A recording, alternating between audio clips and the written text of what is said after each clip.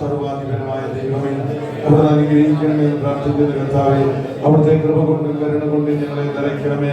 കർത്താവേ, ഞങ്ങളുടെ ഹൃദയങ്ങളെ തുറന്ന് കർത്താവെ അകങ്കണ്ണ് തുറന്ന് കർത്താവെ സ്വർഗ്ഗത്തിലേക്ക് കർത്താവിന്റെ അങ്ങയുടെ തിരുമുഖത്തോട്ട് നോക്കി അങ്ങേ ആരാധിക്കുവാനുള്ള വലിയ കൃപ ഞങ്ങളുടെ മേൽ പകരണമേ.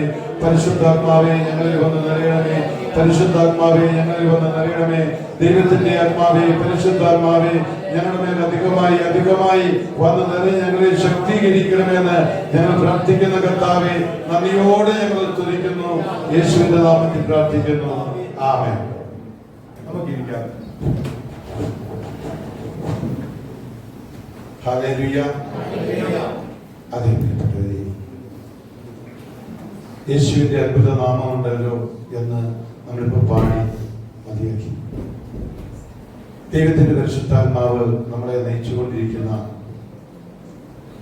ഈ അവസരത്തിൽ അനേക മനുഷ്യർ ഇന്ന് ഒന്നല്ലെങ്കിൽ മറ്റൊരു വിധത്തിൽ ഭയപ്പെട്ടുകൊണ്ട്, ദുഃഖിച്ചുകൊണ്ട്, അസ്വസ്ഥപ്പെട്ടുകൊണ്ട് വിശ്വാസികളും കടന്നു പോകുന്നത് നമുക്ക് നമ്മുടെ ചുറ്റുവട്ടത്തിൽ കാണാൻ കഴിയും. അല്ലെ, നമ്മുടെ ശുശ്രൂഷ സ്ഥലങ്ങളിലേക്ക് കടന്നു ചെല്ലുമ്പോൾ വിശ്വാസികൾ എന്ന് പറയുന്നവരും അനേകർ തകർന്നു പോവുകയും വീണു പോവുകയും ചെയ്യുന്നത് നമുക്ക് കാണാൻ കഴിയും. എന്നാൽ ഇവിടെ ലൂക്കായുടെ സുവിശേഷം 2-ാം അധ്യായത്തിലെ 10-ാമത്തെ തിരുവചനം പറയുന്നു, ദൂതൻ അവരോട് ഭയപ്പെടേണ്ട, സർവ്വജനത്തിനും ഉണ്ടാകുവാനുള്ളൊരു മഹാസന്തോഷം ഞാൻ നിങ്ങളോട് സുവിശേഷിക്കുന്നു.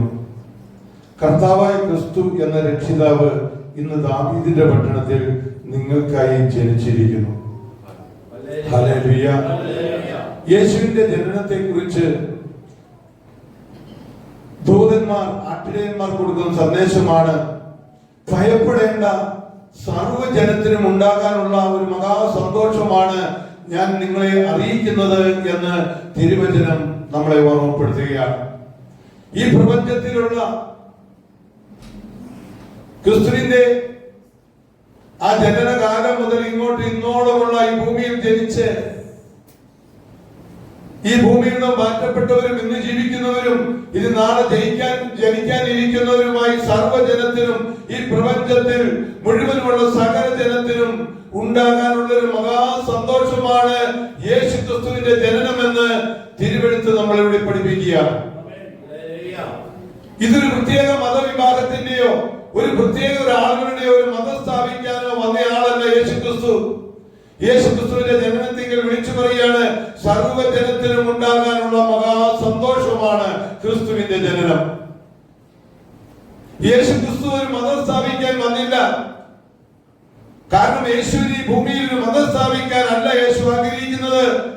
യേശു ദൈവമാണ്, അവൻ അത്യുന്നതനാണ്, അവൻ സർവശക്തനാണ്, അവൻ സർവാധിപനാണ്. അവനല്ലാതെ ഒരു ദൈവമില്ല. അവനൊരു മതമുണ്ടാക്കേണ്ട ആളല്ല. മനുഷ്യനെ വേർതിരിച്ച് മറ്റൊരു മതത്തിലേക്ക് മാറ്റി നിർത്താൻ ഈ പ്രപഞ്ചത്തിൽ ദൈവം ഒരു മതത്തെ സൃഷ്ടിച്ചിട്ടില്ല. മനുഷ്യനെയാണ് സൃഷ്ടിച്ചത്, മതത്തെ ദൈവം സൃഷ്ടിച്ചില്ല.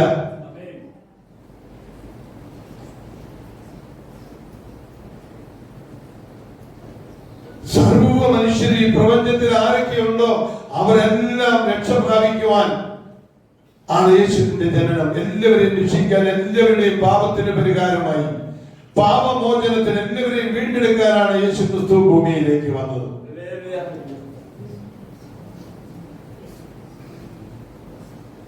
ഇപ്പൊ എനിക്ക് നിങ്ങൾക്കും നമ്മൾ പലരും ഓരോ മതത്തിൽ ജനിച്ചത് കൊണ്ട് നമ്മൾ ഓരോ മതത്തിന്റെ വക്താവായി നമ്മളെ അറിയപ്പെടുന്നു. ഞാനൊരു ക്രിസ്തീയ മതത്തിൽ ജനിച്ചത് കൊണ്ട് ഞാനൊരു ക്രിസ്തു മതക്കാരനായി എന്നെ അറിയപ്പെടുന്നു. എന്നാൽ ഞാൻ ബൈബിളിലെ ക്രിസ്തുവിനെ പരിചയപ്പെട്ടപ്പോൾ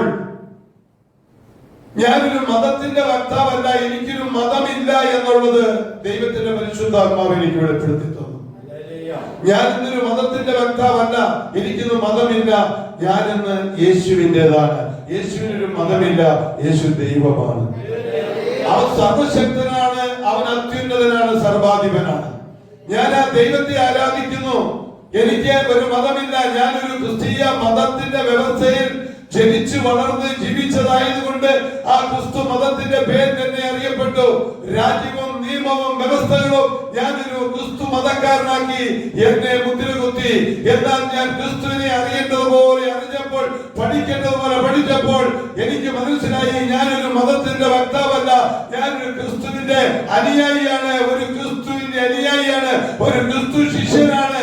എന്റെ ദൈവം ക്രിസ്തുവാണ്, എന്റെ ദൈവം യേശുവാണ്. ഹല്ലേലൂയ. അച്ഛനും ബാപ്പ എന്ന് പറയുന്ന ഏതൊരു വയലാറിന്റെ അതൊരു പഴയ സിനിമയിൽ വയലാർ എഴുതിയൊരു പാട്ടുണ്ട്. മനുഷ്യൻ മതങ്ങളെ സൃഷ്ടിച്ചു. മനുഷ്യനാണ് ഇവിടെ മതങ്ങളെ ഉണ്ടാക്കിയത്. ദൈവം ഇവിടെ ഒരു മതത്തെ ഉണ്ടാക്കിയില്ല. ഞാൻ എന്റെ സുവിശേഷം എന്റെ യേശുവിനെ ലോകത്തോട് പ്രസംഗിക്കപ്പെടുമ്പോൾ മറ്റൊരു മതത്തിൽ നിന്നും ഒരു മതത്തിലേക്ക് ചേർക്കാനല്ല ഞാൻ യേശുവിനെ പ്രസംഗിക്കുന്നത്. യേശുവിന്റെ പാത പറ്റി നിത്യതയോളം എത്തിച്ചേരാൻ ഈ ക്രിസ്തുവിനുള്ള വിശ്വാസത്തിലാണ് പറയുന്നത്.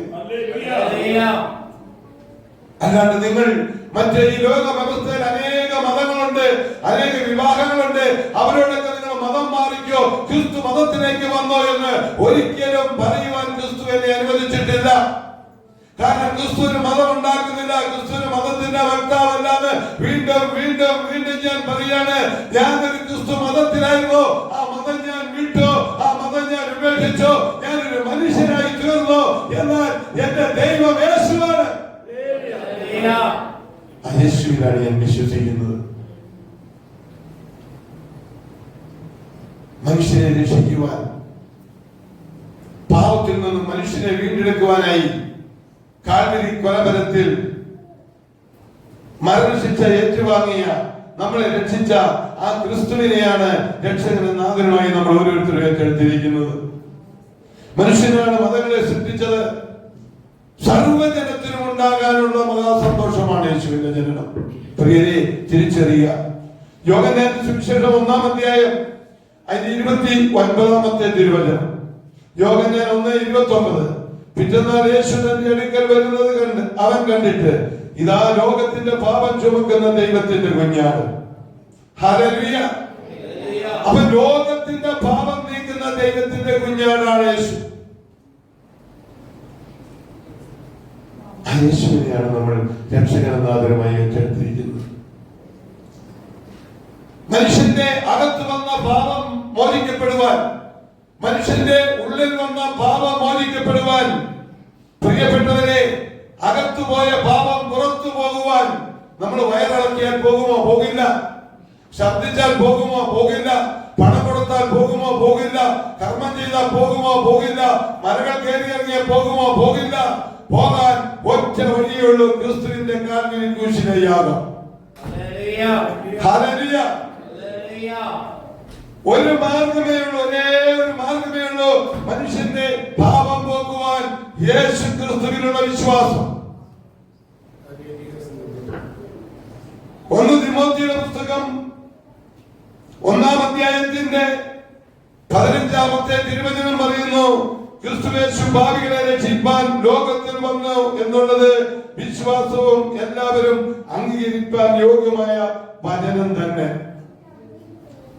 ആ ഭാവികളിൽ ഞാൻ ഒന്നാമൻ എന്ന് പൗലോസ് അപ്പോസ്തലൻ വിളിച്ചു പറയുകയാണ്. അപ്പൊ ക്രിസ്തുയേശു ലോകത്തിലേക്ക് വന്നത് മനുഷ്യന്റെ അകത്ത്, മാനവന്റെ അകത്ത് വന്ന പാപം പുറത്തു കളയാൻ മറ്റൊരു വഴിയുമില്ല, യേശു മാത്രമേ വഴിയുള്ളൂ. അതിനാണ് യേശു ഇങ്ങോട്ട് വന്നത്.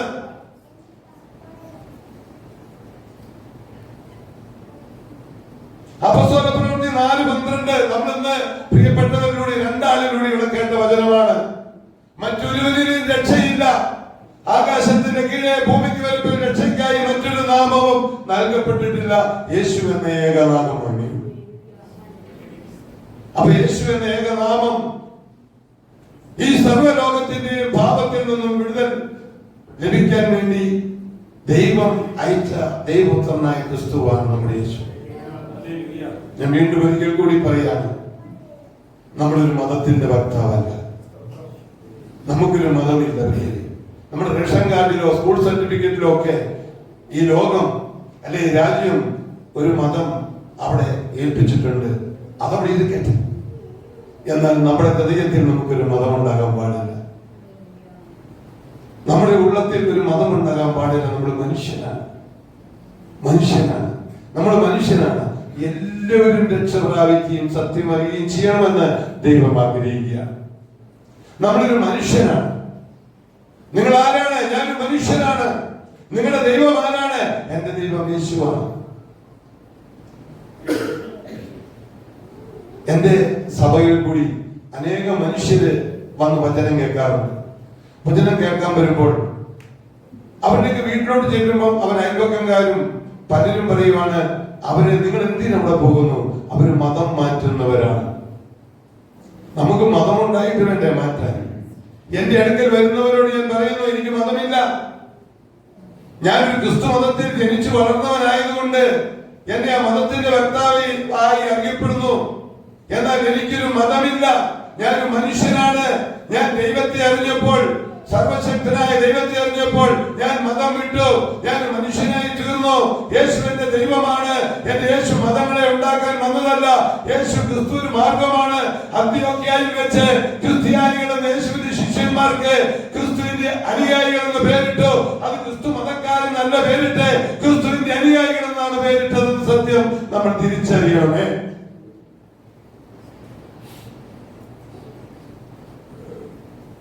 ക്രിസ്ത്യാനികൾ, നമുക്കറിയാം, നമ്മുടെ രാഷ്ട്രപിതാവ് ഗാന്ധിജി ഒരു മതമുണ്ടാക്കിയ ആളാണോ? അല്ല. ഗാന്ധി ഒരു മാർഗമായിരുന്നു. ഗാന്ധി മാർഗം. നമ്മൾ പലരെ കുറിച്ചും എന്റെയൊക്കെ ജീവിതത്തിൽ പലരെ കുറിച്ചും ഞാൻ കേട്ടിട്ടുണ്ട്. ആളുകൾ പറയുന്നത് അവനൊരു ഗാന്ധിയനാണ്.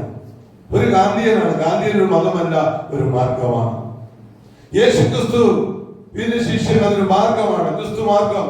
ക്രിസ്തു പറഞ്ഞത് അനുസരിച്ച്, ക്രിസ്തു പറഞ്ഞത് വിശ്വസിച്ച്, ക്രിസ്തുവിലൂടെ പാപമോചനം നേടി ഈ ഭൂമിയിൽ ഒരു വിശുദ്ധ ജീവിതം നയിക്കുക. അതാണ് അതിൽ നിത്യതയിൽ ചേർക്കപ്പെടുക. ഇതാണ് കർത്താവ് നമ്മളെ കുറിച്ച് ആഗ്രഹിക്കുന്നത്. ഒരു മതത്തിന്റെ പേരിൽ നമ്മൾ അടിയുണ്ടാക്കേണ്ടവരല്ല. നമ്മളൊരു മതത്തിന്റെ പേരിൽ ഒരു യുദ്ധം ഉണ്ടാക്കേണ്ടവരല്ല. യേശുവിന് നമ്മുടെ യേശുവിന് ഇവിടെ ഒരു മതമില്ല എന്ന ആ സത്യം നമ്മൾ തിരിച്ചറിയണം. പ്രിയപ്പെട്ടവരെ, മറ്റൊരുവനും രക്ഷയില്ല എന്ന് നമ്മൾ തിരുവചനം കേട്ടു. വേറെ ആര് വഴിയും ഒരാൾ വഴിയും ഒരു വഴിയും നമുക്കൊരു രക്ഷയുമില്ല. എന്നാൽ രക്ഷ പ്രാപിക്കാൻ അനേക വഴികൾ ആളുകളെ തേടുന്നത് എനിക്ക് മുമ്പേ ഇവിടെ ദൈവത്തിനെ പ്രസംഗിച്ച പ്രിയപ്പെട്ടവരോട് നിങ്ങൾ കേട്ടു. അവൻ ആഗ്രഹിക്കുവാണ് എല്ലാവരും സത്യം അറിയണം. ഈ പ്രപഞ്ചത്തിലുള്ള സകല മനുഷ്യരും ഈ സത്യം അറിയണം. യേശു എന്ന ഏക രക്ഷകനായ ആ രക്ഷയെ കുറിച്ചുള്ള രക്ഷാമാർഗത്തെ കുറിച്ച് ഈ പ്രപഞ്ചത്തിലുള്ള സകല മനുഷ്യരും അറിയണമെന്ന് ദൈവം ആഗ്രഹിക്കുകയാണ്. അതാണ് 1 തിമോത്തി 2:4. സകല മനുഷ്യരും രക്ഷപ്രാപിപ്പാനും സത്യത്തിന്റെ പരിജ്ഞാനത്തിൽ എത്തുവാനും ഇച്ഛിക്കുന്നു. ദൈവം ഒരുവനല്ലോ, ദൈവത്തിനും മനുഷ്യർക്കും മധ്യസ്ഥനായി ഒരുവൻ, എല്ലാവർക്കും വേണ്ടി മറുപടിയായി തന്നെത്താൻ കൊടുത്ത മനുഷ്യനായ ക്രിസ്തു യേശു തന്നെ. അപ്പൊ യേശുവിന് മാത്രമാണ് രക്ഷ. ഒന്ന് സ്തുതിച്ചേ ദൈവത്തെ. Hallelujah, hallelujah, hallelujah, hallelujah, hallelujah. യേശുവേ നന്ദി, കർത്താവേ നന്ദി. ഞങ്ങൾ തുതിക്കുന്നപ്പ മറ്റൊരുവനും രക്ഷയില്ല. അങ്ങനെ മാത്രമാണ് രക്ഷ. മനുഷ്യന് രക്ഷിക്കപ്പെടുവാൻ വേറൊരു വഴിയുമില്ല. യേശു മാത്രമാണ് ഏക രക്ഷകൻ. അങ്ങയെ ആരാധിക്കുന്ന കർത്താവേ, അങ്ങയെ സ്തുതിക്കുന്ന കർത്താവേ, പ്രാർത്ഥിക്കുന്ന കർത്താവേ, നന്ദി കർത്താവേ, സ്തുതിക്കുന്നു. യേശുവേ അങ്ങയെ ആരാധിക്കുന്ന കർത്താവേ. യേശുവിനെയാണ് നമ്മൾ രക്ഷകനും നാഥനുമായി ഏറ്റെടുത്ത് ഒരു പുതിയ ജീവിതം നമ്മൾ നയിക്കുകയാണ്. യോഹന്നാൻ 14:6 പറഞ്ഞു, വഴിയും സത്യവും ജീവനും ഞാനാണ്. വഴി ഞാനാണ്, ജീവൻ ഞാനാണ്, സത്യം ഞാനാണ്. എന്നിലൂടെ അല്ലാതെ ആരും പിതാവിന്റെ സന്നിധിയിൽ എത്തിച്ചേരില്ല എന്ന് യേശു നമ്മളെ പഠിപ്പിച്ചു. അപ്പോൾ വഴിയും സത്യവും ജീവനും ഞാനാകുന്നു എന്ന് അരുളി ചെയ്ത ആ യേശുവിൽ വിശ്വസിച്ച്, യേശു പറഞ്ഞതനുസരിച്ച് യേശുവിന്റെ പാത നമുക്ക് പിന്തുടരാം. Hallelujah, hallelujah. അപ്പോസ്തലപ്രവൃത്തി 1-ാം അധ്യായത്തിൽ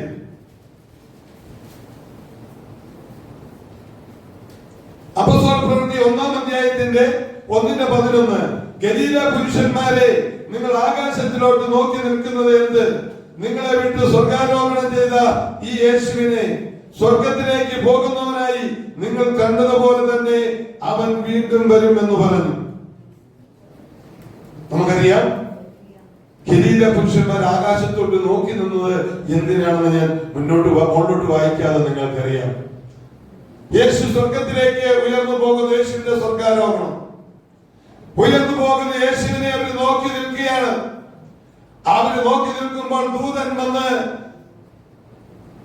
ശിഷ്യന്മാരോട് ചോദിക്കാണ്, ഗലീല പുരുഷന്മാരെ, നിങ്ങൾ എന്തിനാണ് ആകാശത്തോട്ട് നോക്കി നിൽക്കുന്നത്?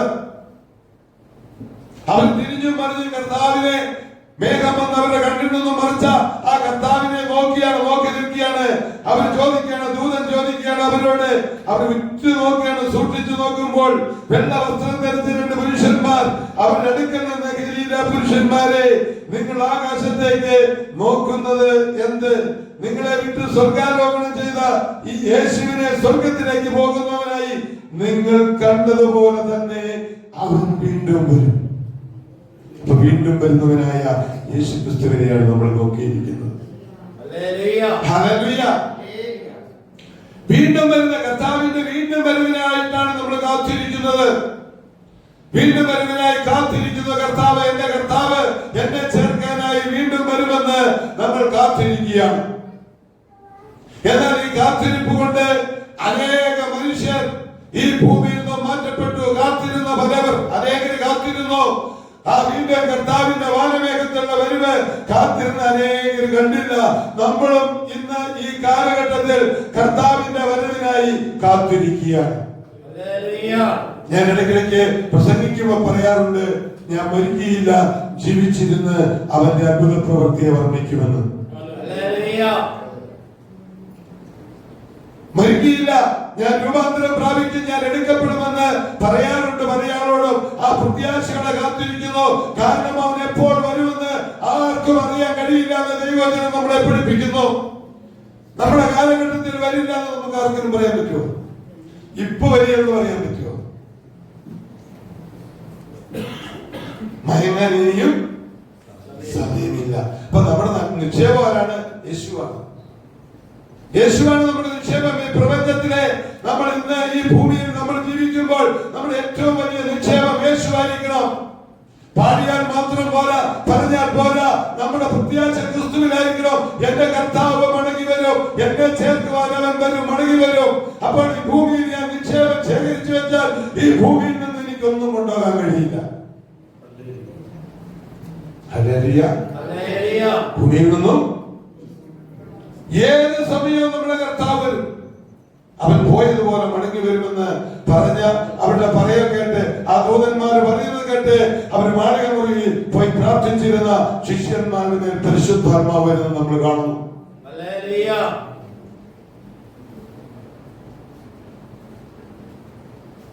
കർത്താവിന് ഏറ്റവും പ്രിയപ്പെട്ടവരെ, നമുക്ക് ഒരുങ്ങാൻ കർത്താവിനോട് ചേർന്ന് കർത്താവിനോട് വചനമൊക്കെ നമുക്കെല്ലാം ഒരുപാട് വചനം നമ്മൾ കേട്ടവരാണ്, പഠിച്ചവരാണ്, ഇനിയും അനേക വചനം കേട്ടുകൊണ്ടിരിക്കുന്നവരുമാണ്.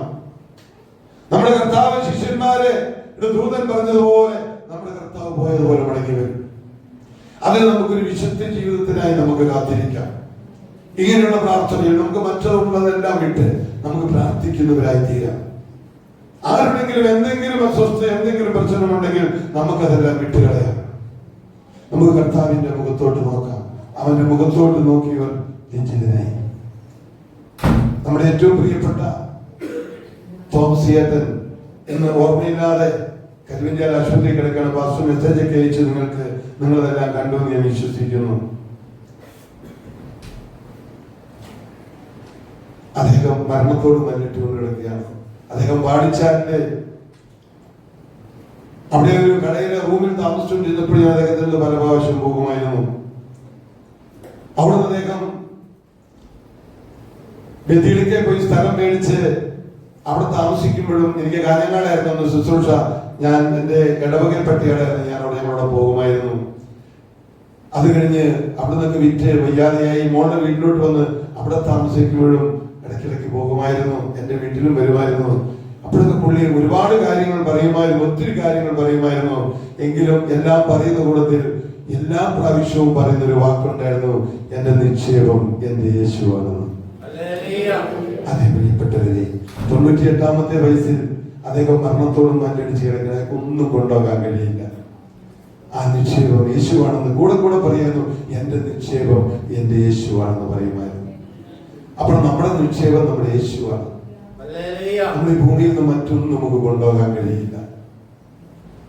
പാട്ടുകാരൻ പാടുക, എന്റെ നിക്ഷേപം നീ തന്നെയാം, എന്റെ ഹൃദയവും നിന്നിൽ തന്നെയാം. അതെ, നമ്മുടെ നിക്ഷേപവും യേശുവായിരിക്കണം, നമ്മുടെ ഹൃദയവും യേശുവിലായിരിക്കണം. അവൻ വേഗത്തിൽ, വാനവേഗത്തിൽ അവൻ വരും. നമ്മളെ ചേർക്കാനായി കർത്താവ് വരും. ആ പ്രത്യാശയോടെ നമ്മൾ കാത്തിരിക്കണം.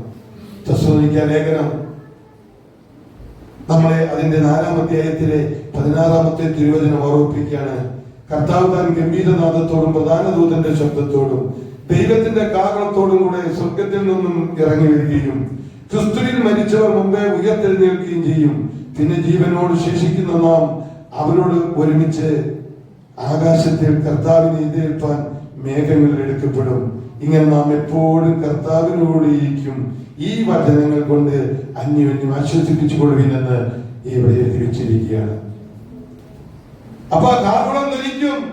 കർത്താവ് താൻ ഗംഭീരനാദത്തോടും പ്രധാന ദൂതന്റെ ശബ്ദത്തോടും ദൈവത്തിന്റെ കാഹളത്തോടും കൂടെ സ്വർഗത്തിൽ ഇറങ്ങി വരികയും ക്രിസ്തുവിൽ മരിച്ചവർ ആദ്യം ഉയർത്തെഴുന്നേൽക്കുകയും ചെയ്യും.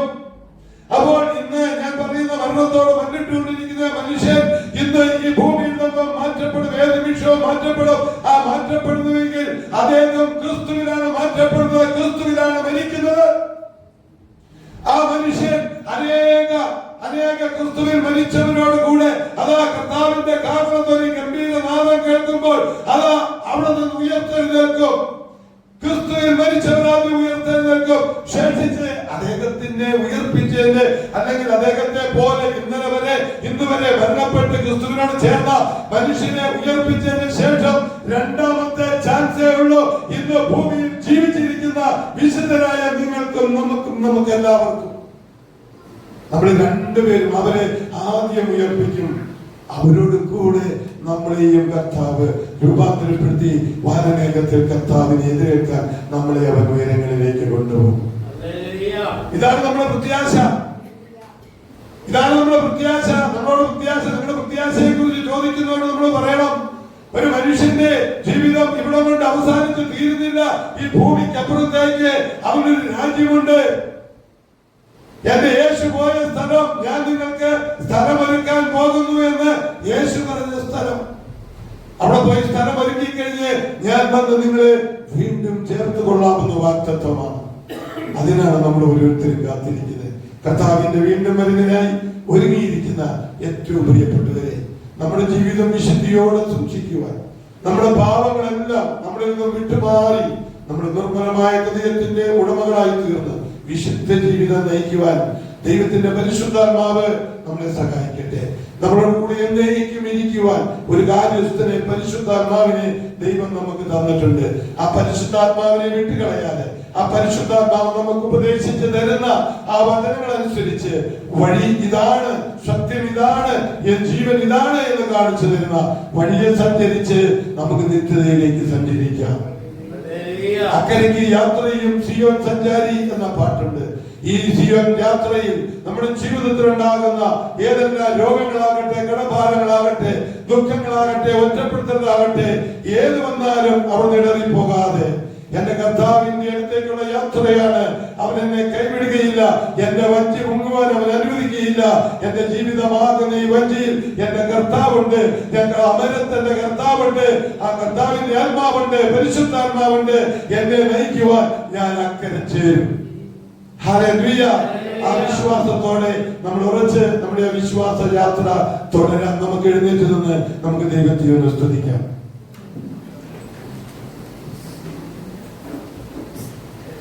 നമുക്ക് കർത്താവിനോട് പറയാൻ, കർത്താവേ, ഞങ്ങളുടെ പ്രത്യാശ കർത്താവെ നീ വാനമേഘത്തിൽ വരെ ഞങ്ങളെ ചേർക്കുവാൻ, കർത്താവ് വാനമേഘത്തിൽ ഞങ്ങളെ ചേർക്കുവാൻ, അതാണ് ഞങ്ങളുടെ പ്രത്യാശ. കർത്താവെ, ഞങ്ങളുടെ ആ പ്രത്യാശ നഷ്ടപ്പെട്ടു പോകാതിരിക്കാൻ പരിശുദ്ധാത്മാവിന്റെ ശക്തി അധികമായി ഞങ്ങളിൽ പകർന്നു തന്ന് കർത്താവ് ഞങ്ങളെ അനുഗ്രഹിക്കണമേ.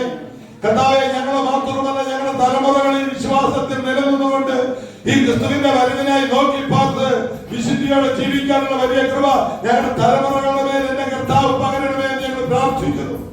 അവിടുത്തെ തിരുരക്തത്തിന്റെ സംരക്ഷണം, കാൽവരി ക്രൂശിൽ ഒഴുകിയ ആ രക്തത്തിന്റെ സംരക്ഷണം ഞങ്ങളിൽ ഉണ്ടാകട്ടെ, ഞങ്ങളുടെ കുടുംബത്തിൽ ഉണ്ടാകട്ടെ, ഞങ്ങളുടെ സഭകളിൽ ഉണ്ടാകട്ടെ. ഞങ്ങളുടെ കർത്തൃത്വം ഏറ്റെടുക്കണമേ. ഞങ്ങൾക്ക് അങ്ങ് കർത്താവ് നേർവഴിയിൽ നയിക്കണമേ. പാപത്തിലേക്ക് വീണുപോകാതെ, ലോകത്തിലേക്ക് വീണുപോകാതെ ദൈവത്തിന്റെ പരിശുദ്ധാത്മാവ് ഞങ്ങളെ ഓരോരുത്തരെയും നയിക്കണമേ ഞങ്ങൾ പ്രാർത്ഥിക്കുന്നു. സ്തുതിച്ചാട്ടെ, കരങ്ങൾ ഉയർത്തി ദൈവത്തെ. Hallelujah, hallelujah, hallelujah. സ്തുതിച്ചാട്ടെ, ഹൃദയപൂർവ്വം സ്തുതിച്ചാട്ടെ, യേശുവിനെ ആരാധിച്ചാട്ടെ. എന്ന് നമ്മൾ വിശ്വാസത്തോടെ ആരാധിക്കും, അന്ന് നമ്മൾ മുഖം കൊണ്ട് ആരാധിക്കും. സ്തുതിച്ചാട്ടെ, വിശ്വാസത്തോടെ ദൈവത്തെ ആരാധിച്ചാട്ടെ. അത്യുന്നതനും സർവശക്തനും സർവാധിപനുമായ യേശുവിനെ ആരാധിച്ചാട്ടെ. സ്തോത്രം.